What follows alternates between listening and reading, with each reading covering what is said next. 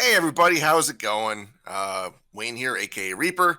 With me, I have three friends that are gaming aficionados for the second episode of the Ranking the Retros Roundtable, where we are looking at old games and ranking them against each other. In this case, we're looking at pretty much the entire NES library in small 3-game episodes. With me today, I guess we'll go right down the order. We have Jerry. Howdy. Jason. Hello. And able to join us this time, unfortunately missed the last time, we have Dan. Hello. What's up, guys? How's it going? Good. How's it going with Not everyone too today? bad. Good. Not too bad. So, as I said, we'd start last time. I have a question for you all. Whoever wants to go first. Where did you typically get your games growing up? Well, I'll go first because it's my first episode here. I typically, growing up, got my games at Funkoland, a store that is no longer out there, or maybe there's one old school store somewhere in the world, but that's where I typically got my games from. We would go to, when I was living in Queens, we would go to the mall, and that was really the only game store in the area, other than like mom and pop shops. But the mom and pop shops wouldn't have like any of like the newer games that would be out. They'd have like the older ones that I've either played or had no interest in. So Funkoland was the go-to majority of the time. Like GameStop probably, Electronic Boutique probably bought them out. Honestly, the parent was Barnes and Nobles in 2000. Really? Yes. I did not know that. Huh. Yeah. That kind of brings me back to like Walden obviously Books. the successor was GameStop because they merged with Babbage's, and then that ended up forming GameStop. I didn't know that. Yeah. And the more you know. All right, Jason, you want to go next? Sure. There's two places. You mentioned one. Was known as, when I was a kid, Electronics Boutique.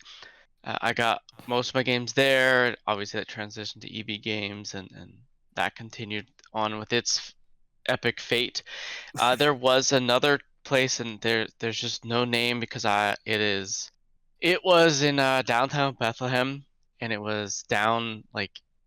Back then, you had like an upstairs and downstairs in these buildings, and you had to go down these stairs. It was just some mom and pop shop that was selling secondhand games, and that's where we would just go to peruse their library and get a game, NES game or a Super Nintendo game, what have you, at obviously really, really cheap. You never knew what they had, but yeah, EB Games, Electronics Boutique, and then this store with no name in downtown Bethlehem. Very nice. I love mom and pop shops. Like, you just never know what you're gonna find in there. Yeah, half the time they didn't have the black cartridge covers. It was these cardboard, like brown cardboard covers. So it was a unique experience. That sounds awesome.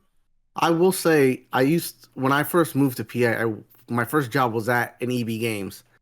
And before it got bought into GameStop, the perk of being an employee there was that you got to take out a game and play it as long as another employee didn't play it. So I could take out a new release and have 7 days with it that I could play the game myself and then return it to the store. I did hear that was an awesome perk. That is nice. I applied for a GameStop once or twice, and I never got called. I was so upset about it. Yeah, like EB Games definitely for me was the biggest shopping because they had the big box PC games too, which is my background mostly. But yeah, do they even sell PC CD games anymore? I don't think so. They might have like mostly a small no. area. Like randomly, you might find like 20 jewel cases in a Target or something, but I don't even know if that exists anymore. I think you really have to go to like a small chain game store to find. Because I was watching a YouTube video recently. Like, there's a couple stores out in like I think the Midwest. They still have like the big boxes and stuff. We have one here in our mall. Nice. I miss that They kind do of have stuff. them. Yeah. Nice. Man, I mean, granted, with the digital age, it's not necessary, but Yeah. And nowadays, I miss the big boxes I had. I kind of wish I still had them. I went hunting for them on eBay, and I was like, $45 for a Quake 3 Arena box? I can't justify that. Yeah, they're not cheap. Maybe if you go, I am up there and I go to Q Mart. Maybe I'll find something there. Yeah, you never know. All right, Jerry, your turn. I mean, if we're talking if we're just talking Nintendo games specifically, I remember that more fondly. That was Toys R Us a lot. There was just something about going to Toys R Us. They always had this big wall of like all the games, but then you had to get the tickets, like the yellow tickets, and then take it up and get the game.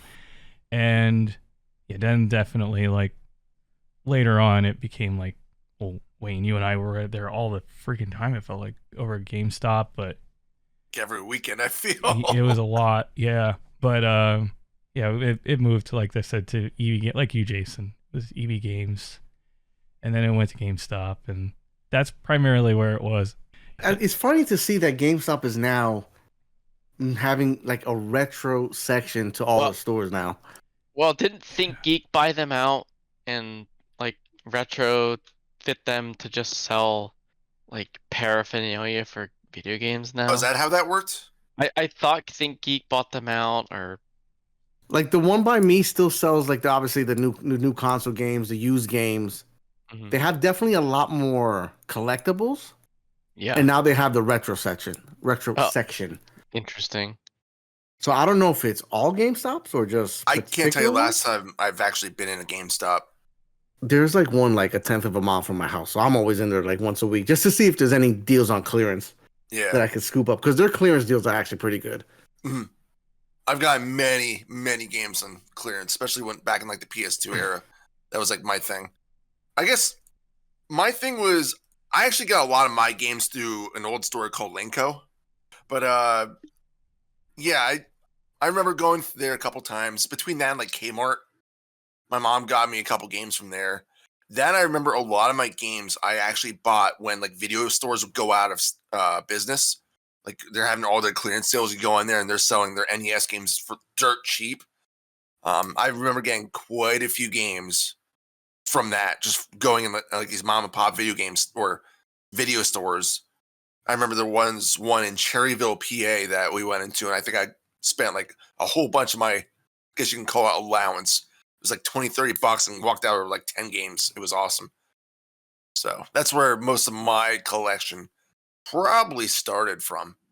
But I do remember my mom buying me Captain Skyhawk on Linko, and it was $60. Gotta love that game. Great. That game is so good. Holy crap. We'll get there. Yeah, eventually.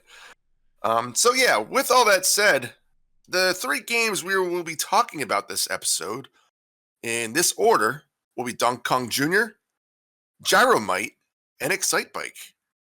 If you guys missed the prior episode, we talked about the original Super Mario, Wrecking Crew, and Wild Gunman. So if you didn't check that out, I'd recommend it. But of course I would. So yeah, let's jump right into this with Donkey Kong Jr., which was released in the U.S. in June of 1986. But it was actually... No, go ahead. What's it? But it was released in the arcade in 1982, so that shows you just how old this game is. That's crazy. Yeah, it's technically older than I am, so that's saying something. Came out part of the Arcade Classics series from in the NES section. Oh yeah, that's right.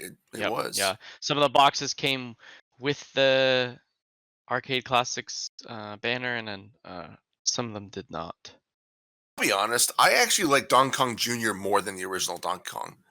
I don't know why. I don't know if it's just because I'm better at it. I think I kind of grew up with this a little bit more, but I've always liked this one better. I don't know what it is about it. I may have a hot take. I did not like this at all. No? Nope, me neither. Okay. Really? I don't know. I don't know if it's just I've gotten older with games and stuff like that, or the appeal of it back then. I remember enjoying this game back then, but replaying it now, I didn't like it as much as I did Donkey Kong, like the original, like you said. Okay. So like for me, this one, it really wasn't like I enjoyed it for like a few minutes, and then I was like, all right, this is not as fun as it once was. I will say that I struggled a bit with it when I was replaying it for this podcast. Mm-hmm. I did notice a couple, I guess you can call them quirks that kind of annoy me. for one, not being able to really fall very far. I've died that- plenty of times. I have a note for that. I'm like, fall kills you and it's short. What the heck? Yeah, Like, it's very short. And that stupid spring in level 2. That thing Oh, was oh, okay. you made so it annoying. far because I surely had to put the controller down. I was like, no, I mean, once I got going, I was able to make it through 4 loops in Mode A before I eventually just kind of messed up and lost all my lives. It does get a little bit more difficult, but if you know what you're doing, you can kind of get through the game fairly quickly. Yeah. Mode B, I couldn't really get anywhere. I don't know if it's just because the enemies were a little bit more fast or aggressive or what, but Mode B, I probably spent a couple minutes on. It's really not any different than Mode A either. It's just faster. Yeah. Maybe some more enemies here and there. I enjoyed Mode B better over I Mode will say A. that, yeah, playing Mode B, I had a little bit more enjoyment than I did on A. That's different. I wouldn't have thought that. Is it because of the harder challenge level, or Yeah, faster paced.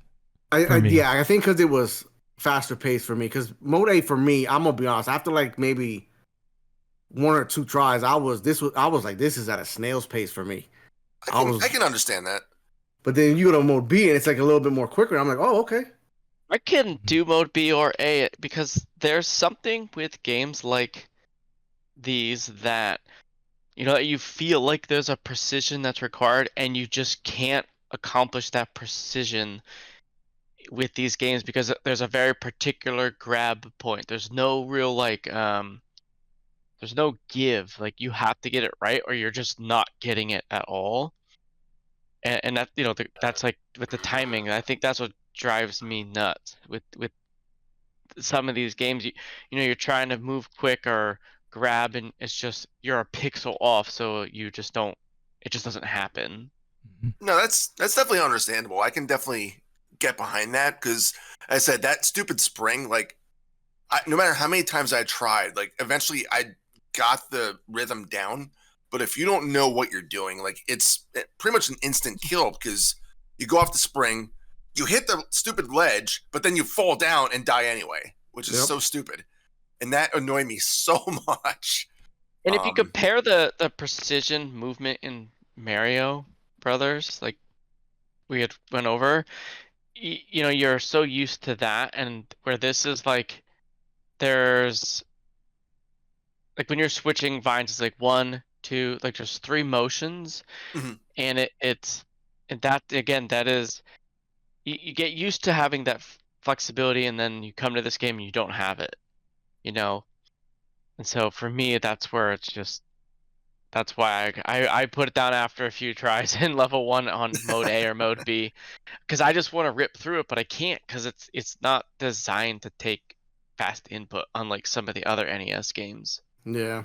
So I'm going to assume I'm the only one who made it through all 4, I guess we can call them stages. Oh, probably. I mean, I made it through all 4, and I think okay. I think I got through like 2 loops. I mean, I think we're at a 50-50 split in terms of if I'm gathering it. I mean, I enjoyed the game still, but like I said, I tried Mode A and then Mode B. Mode A is just slow, and it definitely is. Yeah, that's. I'll take regular Donkey Kong. Yeah, and screw that spring. That's all. Yeah, that the springs, and that funny thing is, once you get past the spring area, like the rest of the stage is fairly easy, and then the third stage where the sparks are kind of falling down, and it's almost like it feels completely out of place because the third area is like this high tech, like I don't even know what to call it. There's like electricity buzzing all over the place. There's these sparks falling down that you have to jump over. It just feels so out of place. And then level 4 is just back to being probably the easiest one, where you're just pushing keys up to the top of the level. That in itself is so simple. Like, I feel like it should have been made a little bit more difficult. Yeah, you have a couple birds flying around, but I don't know. I just feel like it really ended on like a weak point. But then it loops back over and you have to start back over with the stupid spring again. For the record, too, I absolutely love the walking sound effect in this game. I don't know what it is. Same Between here. like this and like Same Donkey Kong. here. I don't know what it is. It's like I caught myself. I just think Nintendo's like audio for every one of their games is just peak. Yes. And their music. Like I've never met someone that didn't like any It just soundtrack hits, to it any. strikes a chord. It Always. does. It does. That pun intended, right? Yeah. Nice. I was a little slow on that one. I'd probably say I like Donkey Kong and Donkey Kong 3 over this game. See, I do not like Yeah. Donkey Kong 3 at all. I never could get into that game, but we'll get there eventually. Yeah, eventually. I'm just going based off of memory for the other two because I really enjoyed the other two. Yeah, see where I think I like Donkey Kong Jr. over all the other ones. I don't know if it's just nostalgia where I played it more. Mhm. Granted, I did play Donkey Kong in the arcades, and I still have a very memorable experience with that. But Donkey Kong is still a fantastic It felt game. better in the arcade, honestly. Yeah. Both of them do, and I don't know what it is. Maybe it's the length of the throw of the joystick. You kind of like the timing then feels better than having short throw on a controller. Does that make sense? I guess I should mention that I should go over the game itself because just in case no one's ever played Donkey Kong Jr. Basically, what you play is Donkey Kong Jr. Mario is the villain, and he has Donkey Kong captured. So Junior's task is to collect 3 keys, one on each stage, and then in the final stage, he pushes the keys up these vines to the cage, which unlocks Donkey Kong and literally kills Mario. Like, Mario falls to the ground, you see the halo around him. Like, Donkey Kong Jr. literally kills Mario in this game. So innocent. So It's a facade. Yeah. So that's essentially the game in a nutshell. It's your standard one-screen arcade-style game where you're going for a high score. And Mario's a poacher. Yeah. I don't know. I think that we talked about all we can really talk about with Donkey Kong Jr. unless anybody else has got anything. I mean, it's pretty shallow. I mean, it doesn't have a whole lot to do with it. You know. Yeah. You're not wrong there. As much as I do enjoy it, there really isn't much. Once you play it for like a half an hour, it's like, all right, I can move on to something else for a little while. Unlike staring into Rob's eyes for God who knows how long, you know. This guy. Alrighty. So where do you guys think we should rank this? Now, since we don't have a lot of games on the list, I'll just pull it up real quick. So number 1 is Super Mario Brothers, as we can imagine. Mm-hmm. Number 2 is Wrecking Crew, and number 3 is Wild Gunman. Where do you guys think we should put this one? I think this is going to be the most interesting part about this game. You know, it's funny because this game for me, feels like a somewhat similar gameplay as Wrecking Crew. Like it's the traversing different levels up, you know, with verticality. But it's definitely not more fun than Wild Gunman. So for me, it's gotta. I'll be blunt. It's gonna go on probably the bottom of today, close to the near bottom of the list after today. So but you're right thinking now, between Wrecking Crew and Wild Gunman? No, I can't. you're- I can't put it there. It's got to be below all 3 of those. That's really why. you're going dead last. Yeah, for me, it's dead last. Wrecking Crew at least had a little more fine control in the movement, so I was able to scoot around quicker. With this one, it's just you know, it's interesting. You can feel it's built for the arcade, and it's not built for controller. Oh yeah, That's where sure. that's where the problem is. I think that's exactly why I struggled to play it. I can definitely understand that complaint because I know there were a few times, again, like those shallow falls. There's been like at the very top of the level, you get stuck on that little lip there. So if you move all the way to the left and you're hitting jump, like he doesn't jump, and then if the enemy's coming after you, you start panicking even further. Mm-hmm. Jerry, what are you thinking? Because you said you like the game like I do. Yeah. So I'm curious where you would put it. You know what? This is gonna get really interesting. Obviously, the more and the more games we end up with, but I would say I would rank it over Wild Gunman.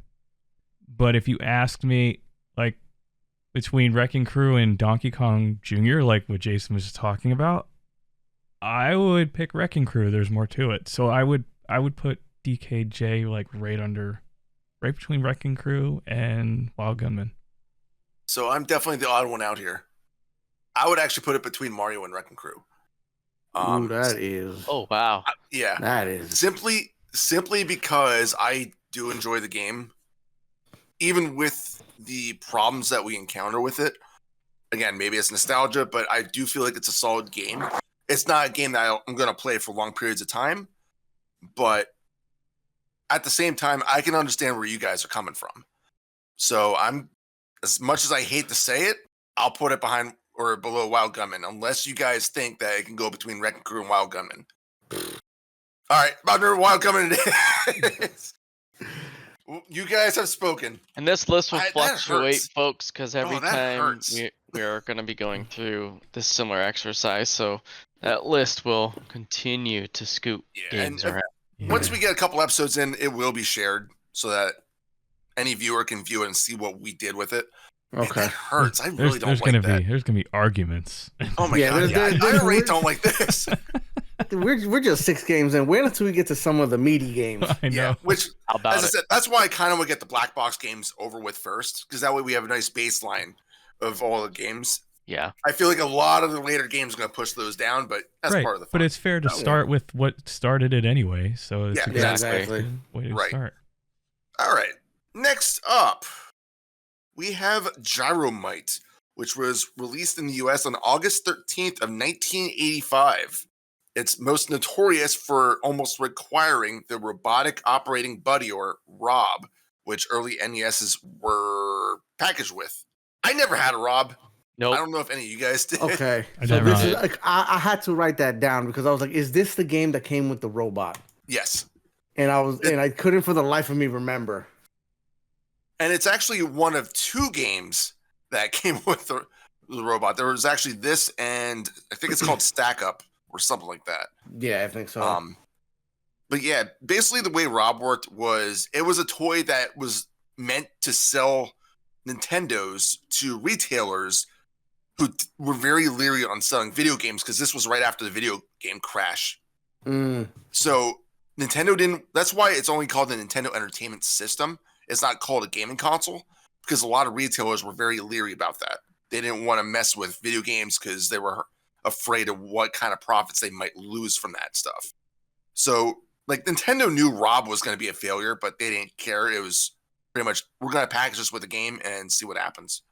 And thankfully, it took off. Maybe not Rob, but the gaming took off. The NES took off, and here we are.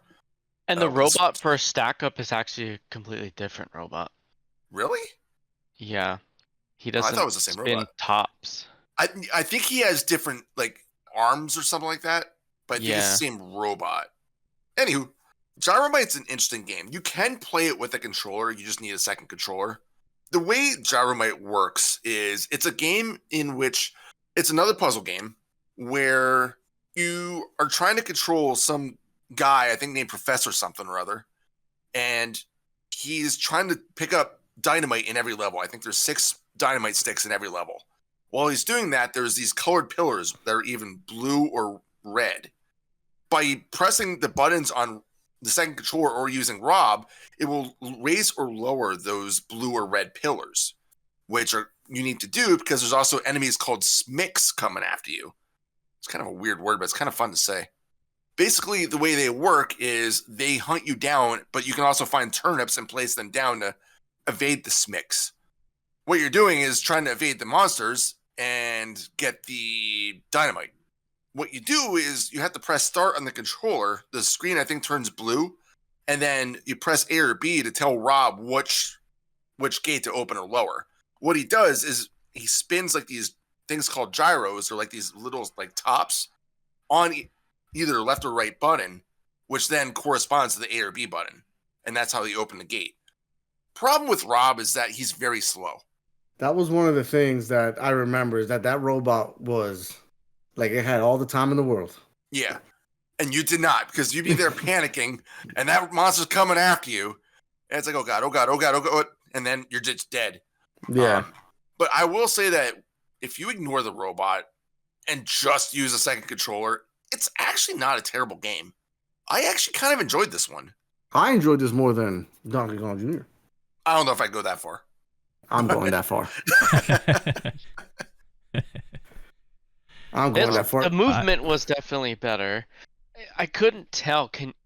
I know you use a second controller. The 2-player game, was that the one where one would control the? I think the gate.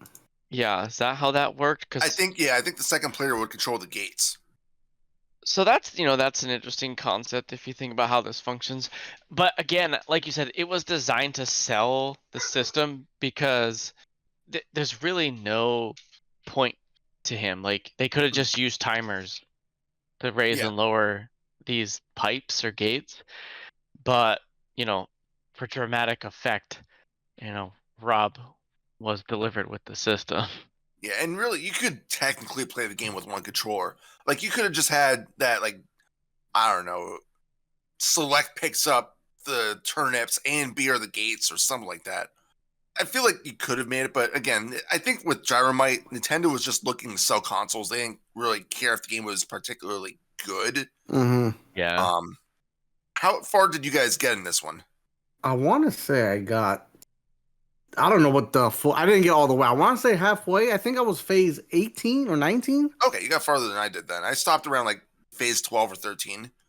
And there's Like 40 I said, I total enjoyed phases. this game. Yes. I was up to 4 when I was kind of having a hard time because I have a USB SNES controller and then I don't have another one, so I had an Xbox. So I'm like, I don't know. I didn't set it up the way you just said with one controller, so I was trying to play with 2 with my like pinky and ring finger controlling the games.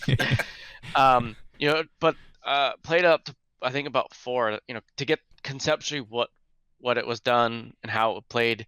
And then obviously, like I shared the other day, I watched the video of the system actually using the robot. I mean, conceptually, it plays great. There's a trend that's happening so far with like Donkey Kong Jr., the Wrecking Crew, and this game.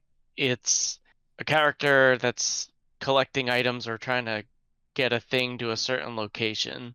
Obviously, everyone with their own little theme involved. But I definitely enjoyed playing it as well. I thought it was neat. Like Dan said, the robot had all the time in the world, and you didn't because dinner was 5 minutes around the corner, and you need to get this done. So it's better to have your friend over there just opening and closing the gates for you. Like, let's go.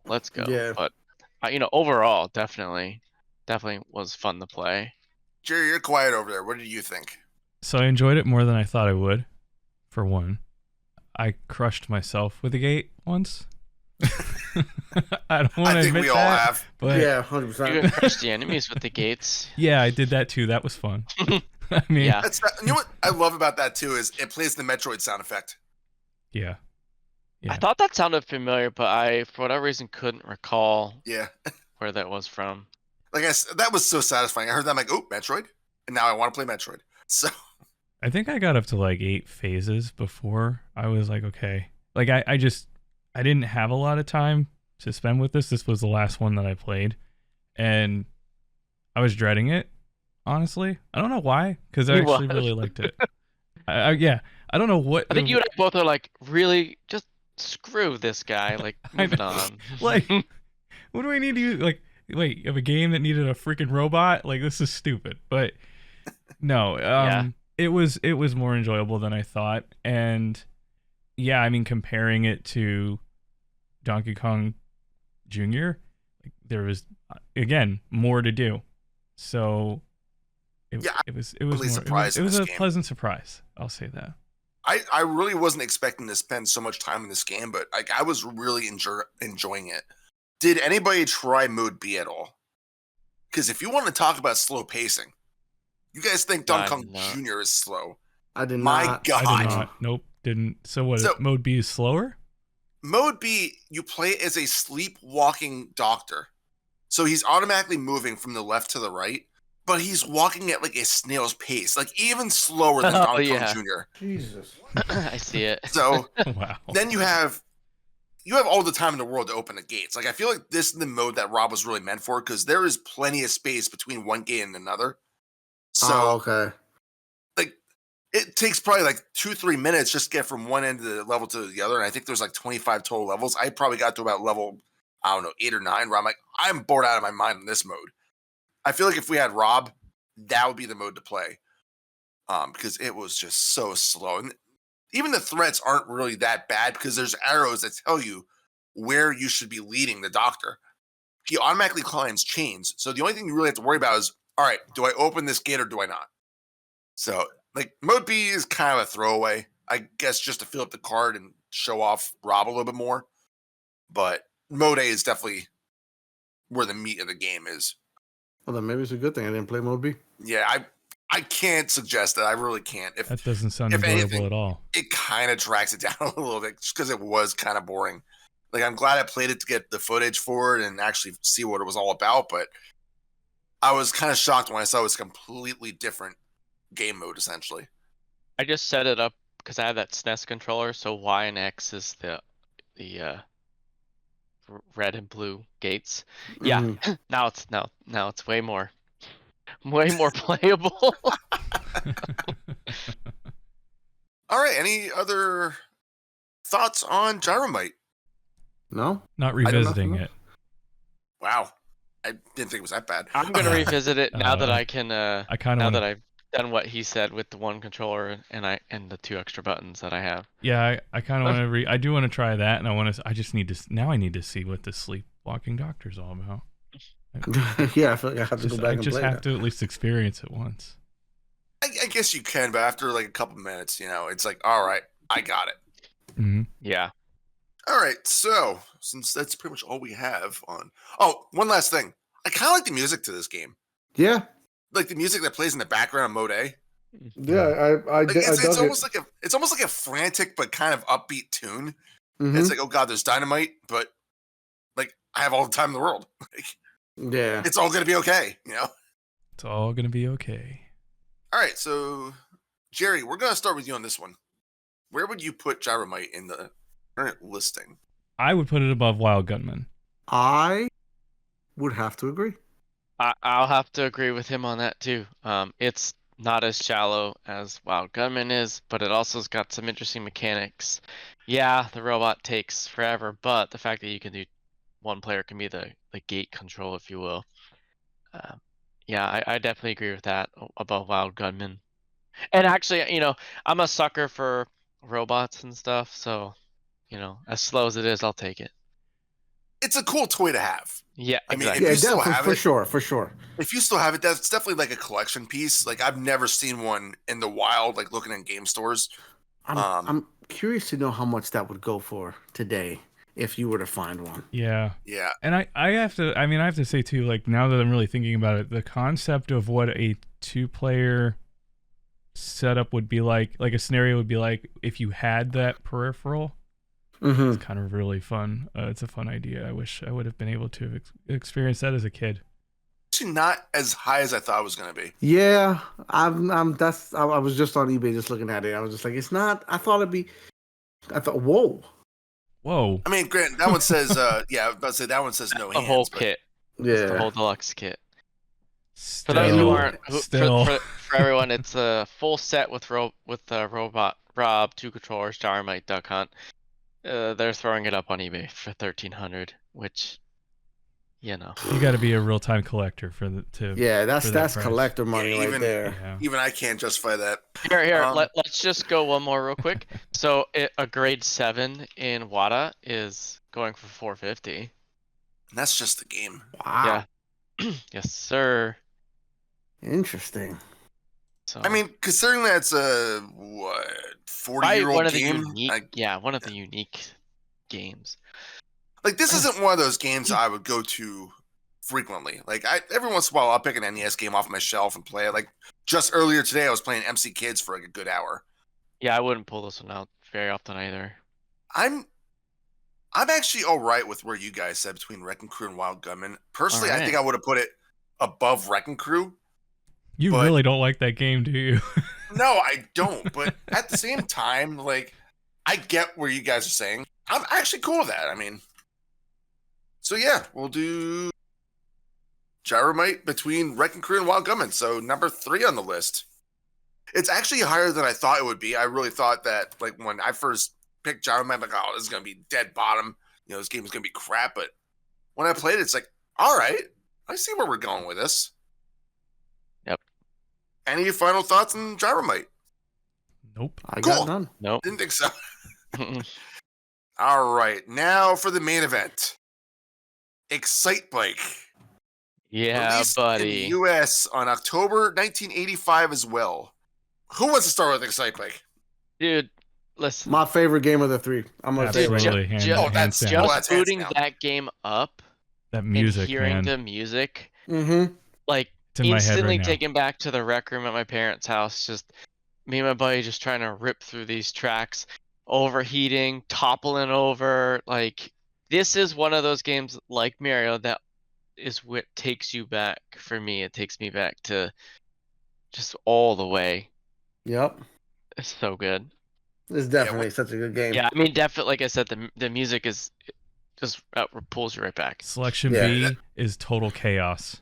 Oh, I Like, forgot how um, difficult Mode B was. dude, I ran Yeah. over so many people who were just making like the computer's not running when they wipe out, so they're just like barely trucking it across the track, yeah. and I love it, though. they're taking me out, and That was my favorite part, was taking people out off the jumps. yeah.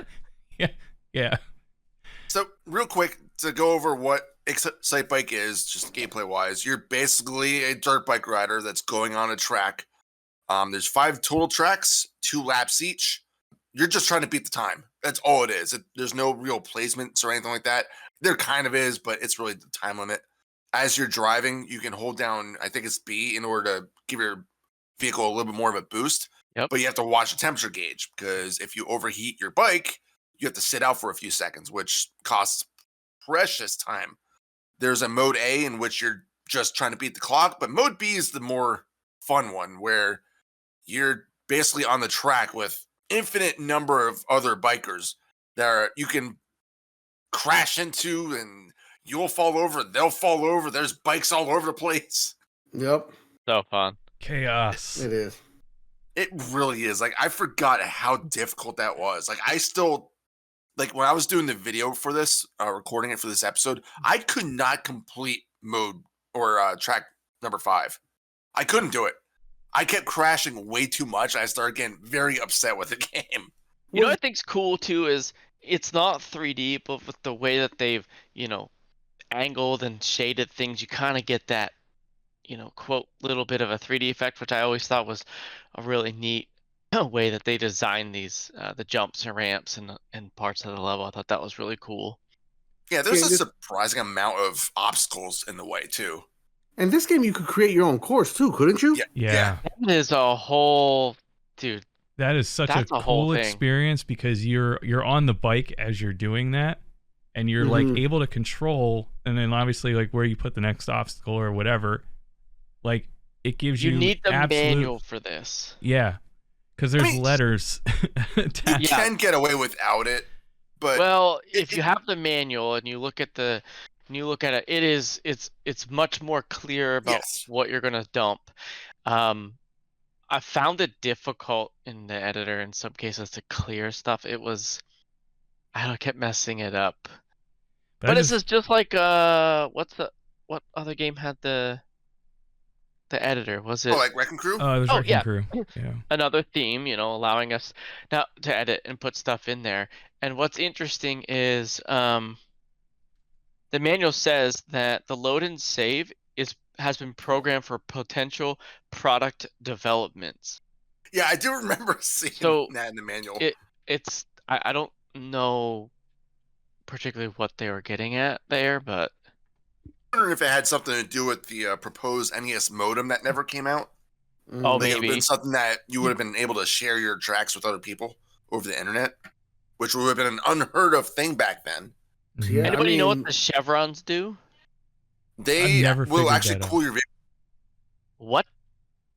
If you drive over those chevrons, it actually resets your temperature gauge. Dude, I thought those were just like. I just thought they were like, okay, go in this lane because Yeah. something's coming up in your way. Yeah. That's exactly what I did. You want to No, know th- some?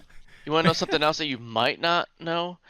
When you fall, did you know you can run faster to your Yep. bike? Oh yeah, Mhm. you mash That I those know. buttons. Yep. Yeah. I just found that out like right the other day when I was playing, and I was like, wait a minute. See, that's Really? what You guys that's didn't what know was about the have. chevrons? I never knew that, No. man. That's like 30 years. I don't grab never the knew that. manual as a kid. I just got a pop thing in the thing in the cartridge in the system and played. I There were Yeah. many times I'm playing that game where my engine's about ready to burst. I run over one of those, and I am perfectly fine. I don't know how I feel. Like all these years later, I finally knew I had it all Exactly. wrong. I had it all wrong. Mm-hmm. Mm-hmm. I think the other thing cool is that you also have the ability to like properly jump a ramp and go down the other end by tilting your bike. Mm-hmm. That I think that mechanic is really neat. Obviously, it can work against you if you land it in the wheelie position. But I just thought a lot of the mechanics built into this game really flushed out what could be one of the better dirt bike experiences on the NES. I'm not aware of other ones. I'm sure there's other dirt bike games, but we'll get to them. I just never recall Can't playing think of them. anything just off the top of my head. Yeah, I can't either. But I mean, really, you can't beat Excitebike when it comes to like extreme sports because, as you said, like the No. mechanics jumping off of ramps. Like if you land on the other side of the ramp, as long as your bike's tilted and facing the ramp, you're fine. If you land straight on the road, as long as your tires are straight, you'll get that little boost of speed. Once you find out that as long as you ride your bike, like your back tire hits the front tire of another person, they go flying. Once you figure that out, you're just like constantly changing lanes like a jerk, just making everybody fall over. But Yeah, it was complete chaos when I played. yeah, and then when you go off one of those like psychotic ramps that's super high, and then everybody's bailing and falling all over the place. This Chevron thing, I'm playing this right now, people. I am just, I feel so stupid. Same here, man. Same here. And I'm like, because now that's a game changer. Like, holy really moly. is. I I can't can't believe you guys didn't know about that. Gosh. No. I can't believe you didn't bother ever telling us this. Like, I can't believe it's not butter. Wow, really? Yep. Wow. That's crazy. You Jeez. hit us with the butter thing. That's wild. Jeez. Oh. That's wild. But speaking of butter, yeah, the gameplay in this game is super smooth. I mean, like, It's responsive. It's quick. yeah. Mhm. If the this bike played does as what you Donkey want it Kong to. Jr. did, it would be terrible. But they nailed it. Yeah, they really Yep. did. They really did. Yeah, I feel like whoever worked on this game they knew what they wanted to accomplish. Yeah, you could beat the whole game in like 10 minutes, but it doesn't matter. Like you're gonna keep playing it over and over. Yeah, 100%. And when you get bored with like mode B, because let's face it, mode B is what you're gonna be playing. You go into the design mode, you create some crazy track for your brother or your friends to try. Yes. You make it as sadistic as possible. I remember there was that one that was like the small ramps and the big ramps that you just put all of those right next to each other. Yeah. So you can't really pick up any kind of speed, and like everybody's falling over, including computer. Yeah, level 'Cause 5 that's is, the awesome thing about it. I was gonna say level 5 is like that, if I remember right. Yeah, like level there's- 5 is insane. And Like I when you're said, playing mode couldn't handle B, you've got the computer players are falling all over each other, and you're just trying to stay on your bike. But then, and then when eventually you finally can- get on your bike, someone just smashes in you, and you fall over again. You Yep. know? I will It's like say, you can't just make any kind of progress. doing some research, apparently that cassette that you were talking about was Mhm. actually released in Japan. Really Yeah. interesting. and it just never made its way here. Yeah. That's a bummer. That is a bummer. I remember reading an article about it where that's what the whole purpose of the whole space underneath the NES was for a modem. Yeah. Like, well, no one ever really knew what it was for. Like, it's just some empty box. And They what, just 30, 40 released years a mod chip for that enables you to do like Bluetooth controllers and stuff on it. really, And the same with GameCube. It had a similar base, and I don't know if I don't know what the company is, but yeah, just pop the thing in there. You not only get Bluetooth, you also end up getting you get SD card slots and stuff like that. So that's actually kind of insane. yeah, and it's just being made, so this stuff is still alive. It's just amazing how far and long this stuff has lived on. Yeah, like that just shows the legacy of the system too. Like people are still working on that kind of thing to see how they can push the limits. I mean, technically, there's still new games getting made to this day where people are trying Yeah. to do what they can with the system and basically reverse engineer it, push it to its limits. You know what's funny? I just thought about this too. Is like I know you guys were talking about the music for the title theme. Mhm. The game itself during the gameplay doesn't really have any music, but I don't really think that it detracts from anything because all No, you hear there's is a like the lot engine going noise. on. Right. Yeah, because you hear everybody crashing. You have the engine noise. Although I will say the temperature alert kind of gets a little annoying. Oh, that's more. Yeah, That's rough. I would agree with that. Yeah. If there's one thing I gotta complain about, it's that alarm, because you're gonna hear it all the time, Mhm. For real. especially if you're putting your bike to the limit. I mean, obviously you want to go as fast as you can. So, but yeah, once you get that temperature gauge almost max and it lets out this high pitched squeal, Yes. Yeah, it's a bit of a problem. yeah, it's definitely a little bit of a problem. I don't know. You know what? Now that I think about it, Excitebike might be one of the first games I ever played on the NES. It was for me. My best friend down the road had gotten it, and I was hooked. I immediately had to go get a copy. I remember particularly. I think it's one of the earliest games I bought. I was late to the game with Excitebike. When I first got my NES, my first game was Metroid. Oh, That's a Ooh, that's a that's big a- first game. Yeah. yeah, that's a brutal game to start with. It's a good game to start with, but I don't know if I'd say it'd be the recommended game to start. that was my first game. It was Metroid, then Super Mario, then Marble Madness. Oh, that's another one I'm dreading talking about. I cannot wait to play that game. I love- That might be my favorite soundtrack of all NES games. Yeah. Give it that. I'll give it as a good soundtrack, but You hate that game. I do. I really do not like. Bro, I can't wait. Marble Madness. I can wait. That's one of them I am not looking forward to talking about in the future. Anybody else got anything for Excitebike? No, just No? super enjoyable. That's Yeah, all I know. 100%. Yeah, I would agree with that. I'm curious So- to see where this gets ranked. I have an idea where it's going to get ranked, I do too. but I'm curious to know if I'm you know. It's kind of tough considering Super Mario Brothers is already in the list. So I'm just going to throw it out there then, because I'm just going to throw out what we're all probably thinking.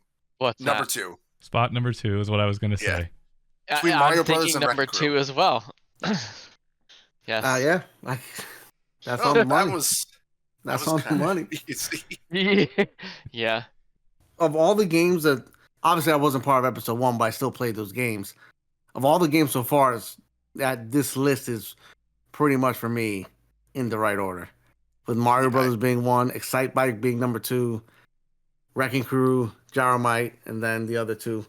Yeah, I will say with the black box games is that we're going to be doing all 30 of them first, just get a good baseline.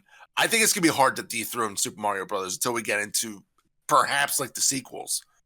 Like Well, personally, we'll I see. know. Metroid, I don't- Metroid Yeah, might I don't- kill that game. Yeah, I love Metroid. that is. I don't think Metroid's a black box game though. No? You're saying. I was going to say, when you said sequel, I'm like, you just want to start talking about Super Mario 2 right now. Like, No, that's what you- 3. Because I know you guys are going to really fight me on 2, but we're going to have a very nasty discussion about that. My only thing with the list overall so far is that I'm not in agreement with Donkey Kong being last. I'm the same, but I want Wild Gunman to be last.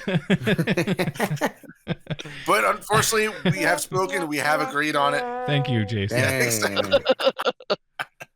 But Dang. yeah, unfortunately, it was basically 2 to 1 to 1. So, because I personally would put Donkey Kong Jr. number 3, but What? it is what it is. Hold on. What? What? You really gonna stand on that? If that's where you felt it would be at 3? Really? That's where I would have put Donkey Kong Jr. I would have put it. 3? Yes, I think it's better. See, than I Wrecking just Crew. like how you said that really nonchalantly, like if we're just gonna move on. Like, no, we're not. At 3? I don't know if I could put it. I mean, I could put it at 5. I don't know if I put it at 3. Yeah, I don't know. I just feel like maybe it's nostalgia, but I really had a lot of fun with that game. Anywho, That's fair. All right, Um, that's fine. but that's fine. It is what it is. We can't all be happy with every decision, I suppose. That's true. Does anybody have any last words before I announce the games for episode 3? No. Nope. Yeah, if you're listening, you should hit that subscribe button. There There you you go. go. If you enjoy the content, hit that subscribe button and also dap the like button as well. Also, how well do you guys like Donkey Kong Jr.? Let us know in the comments as well. Oh yeah. Do you think that Donkey Kong Jr. should be higher in the list? Better say yet, no, just but- weigh in. What are your thoughts on the current list as it stands right now? How about that? There you go. There I you like go. that. Where would you There you place go. these three games in context of each other? Do you have any fond memories? Feel free to comment. I try to read them all and respond when I can. Episode 3. I ran the RAM number generator. We all know this before. We will be doing pinball, Mm-hmm. Donkey Kong Jr. Math, Ugh. yeah, and Duck Hunt. All right, so that kind of wraps it up for episode 2 of the Ranking the Retros Roundtable, or R3, which I might start calling it because it's easier to say and I probably won't fumble it up as much. Again, special thanks to my guests here, Dan, Jason, and Jerry. Do me a solid, check out their channels as well. They'll be posted in the video. Well, we will be looking forward to episode 3, where we play and rank even more games. Any parting words from you guys? Keep it retro. Yeah, keep it retro. I like it. Thanks again, guys, for watching / listening. Until next time, happy fragging.